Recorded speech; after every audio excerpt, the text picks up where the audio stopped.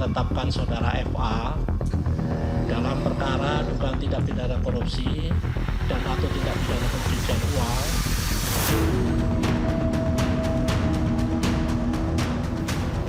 Hai para koruptor, sadar diri. Hentikan praktek-praktek kau. Hentikan. Tidak mungkin satu orang, Pak. Begitu banyak duitnya. Pihak yang menyuap, yang memberi perlu juga diberi sanksi.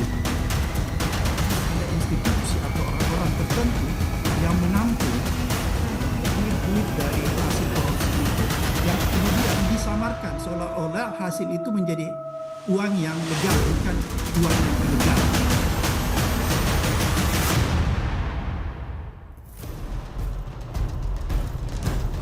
Tumpukan emas batangan sebanyak 74 kg dan brankas yang dibuka satu persatu dengan temuan uang tunai senilai sekitar 476 miliar rupiah terdiri dari rupiah, dolar Amerika Serikat dan dolar Singapura jadi penggeledahan yang menarik perhatian publik dalam sepekan terakhir. Temuan fantastis itu menjadi pintu masuk pengusutan dugaan korupsi sekaligus tindak pidana pencucian uang yang menyeret salah satu pejabat penegak hukum yang menduduki jabatan penting. Ex-Jampitsus Kejaksaan Agung Febri Adriansyah terseret dalam pusaran kasus korupsi dan TPPU setelah resmi diumumkan sebagai tersangka. Kemudian kita juga telah menetapkan saudara FA dalam perkara dugaan tindak pidana korupsi dan atau tindak pidana pencucian uang dalam proses penanganan hukum oleh pegawai negeri atau oknum penyelenggara negara dalam perkara PT Asabri dan atau tindak pidana korupsi lainnya. Kasus ini berawal dari penelusuran aliran dana penyidik Kortas Tipikor Polri memetakan adanya aliran uang hasil kejahatan dari beberapa kasus korupsi. Informasi demi informasi dikumpulkan, hingga akhirnya penyidik memperoleh dasar hukum untuk melakukan serangkaian penggeledahan di sejumlah lokasi yang diduga berkaitan dengan perkara. Rumah, kantor, money changer, hingga kafe yang menyimpan barang bukti dengan nilai fantastis, total ada 12 lokasi yang digeledah oleh penyidik. Seluruh barang bukti kemudian didokumentasikan, diberi label penyitaan lalu dipindahkan menggunakan pengamanan berlapis. Besarnya nilai barang bukti memunculkan pertanyaan besar, dari mana asal seluruh aset tersebut? Apakah seluruhnya merupakan hasil tindak pidana ataukah ada aset yang nantinya dapat dibuktikan berasal dari sumber yang sah? Penyidik kemudian memperdalam dugaan tindak pidana korupsi. Penyidik juga menelusuri bagaimana uang tersebut diduga dipindahkan, disamarkan, atau diubah menjadi berbagai bentuk aset hingga disembunyikan.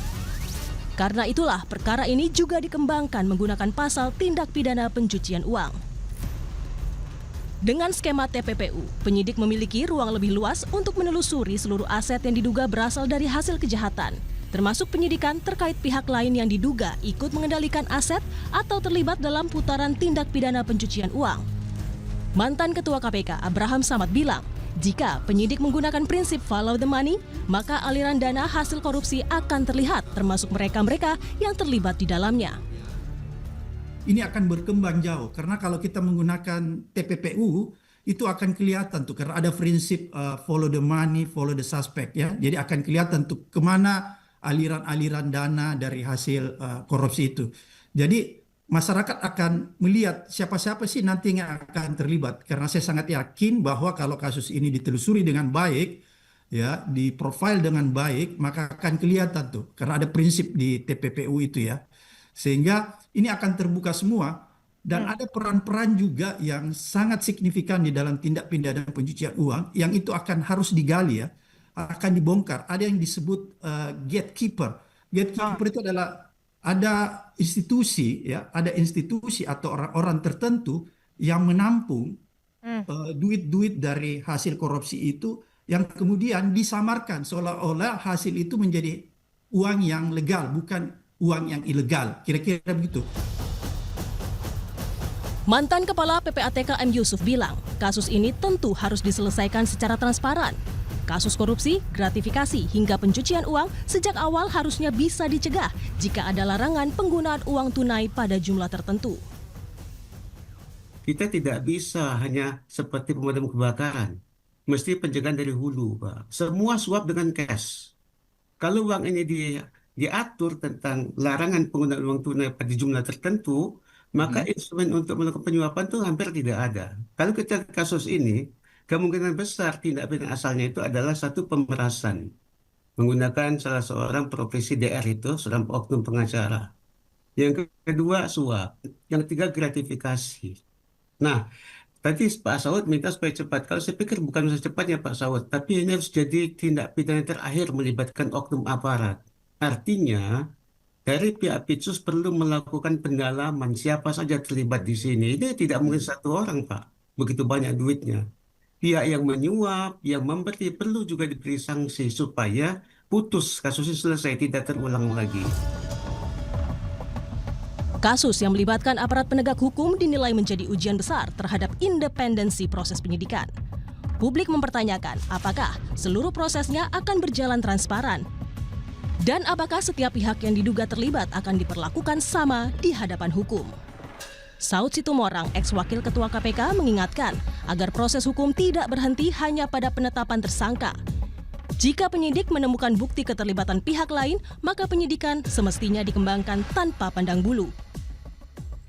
Yang paling penting adalah bahwa kita bisa meyakinkan siapa berbuat apa peranannya, siapa saja bekerja di situ, bagaimana peristiwa pidana itu bisa terjadi. Ya kan, kita juga nggak mau abuse dalam pengertian gini loh. Ini kan yang di tangan ini banyak case-nya. Uang yang di lemari itu apa memang cuma case 3 ini aja? Kan kita tadi udah bicara untuk bagaimana bisa menciptakan kepastian. Sehingga kemudian kita berharap juga munculnya whistleblower baru untuk menjelaskan kepada publik bahwa ada masalah yang cukup pelik di sini. Bagaimana ini menjadi sesuatu yang dipastikan tidak akan terjadi lagi dan membawa efek jerak. Makanya kemarin kan orang bilang harus dihukum mati karena penegak hukum, ekonomi lagi sulit, dikenakan pasal 2 memungkinkan dalam keadaan tertentu dihukum mati dan seterusnya. Tetapi saya katakan kembali, apakah ini nanti semua akan sustain? Persoalannya kan kita udah sering ngalamin kayak gini Mas Radit. Iya, sering sekali. Kasus baru, sama dengan OTT, hampir setiap hari ada gitu loh. Tapi kan nggak ada perubahan. Kita nggak bisa ngirim sinyal kepada semua pemerintah, kepala daerah, stop korupsi sekarang juga gitu. Jadi saya khawatir rakyat akan skeptik. Ya udahlah, yang nggak ada kaitannya jeruk makan jeruk aja begitu, apalagi ini ada kaitan jeruk makan jeruk. Sementara itu, dari perspektif pemberantasan pencucian uang, pengembalian aset negara dinilai sama pentingnya dengan penghukuman pelaku. Semakin besar aset yang berhasil dilacak dan disita, semakin besar pula peluang memulihkan kerugian negara. Presiden Prabowo Subianto memperingatkan kepada para koruptor untuk menyetop praktik kotor mereka dan mengultimatum para koruptor untuk mengembalikan kekayaan rakyat. Pernyataan ini disampaikan Prabowo pada puncak peringatan Hari Koperasi ke-79 di Senayan. Saya memperingatkan lagi, sekali lagi, untuk sekian kali lagi saya bicara dari dulu. Hei para koruptor, sadar diri.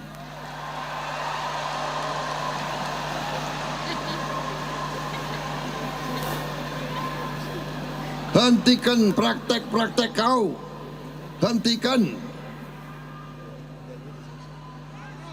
Rakyat tidak bodoh. Hentikan. Kembalikan kekayaan rakyat. Kembalikan. Kasus ini juga membawa konsekuensi yang lebih luas, bukan hanya soal dugaan korupsi bernilai besar, tetapi juga menyangkut kepercayaan masyarakat terhadap institusi penegak hukum. Publik berharap perkara ini ditangani secara terbuka dan transparan dan tidak dipengaruhi kepentingan politik. Apakah perkara yang disebut melibatkan 3 kasus korupsi ini akan mampu mengungkap seluruh aktor, aliran dana dan seluruh aset yang diduga berasal dari tindak pidana? Ataukah akan berhenti hanya pada beberapa nama? Tim Liputan, Kompas TV.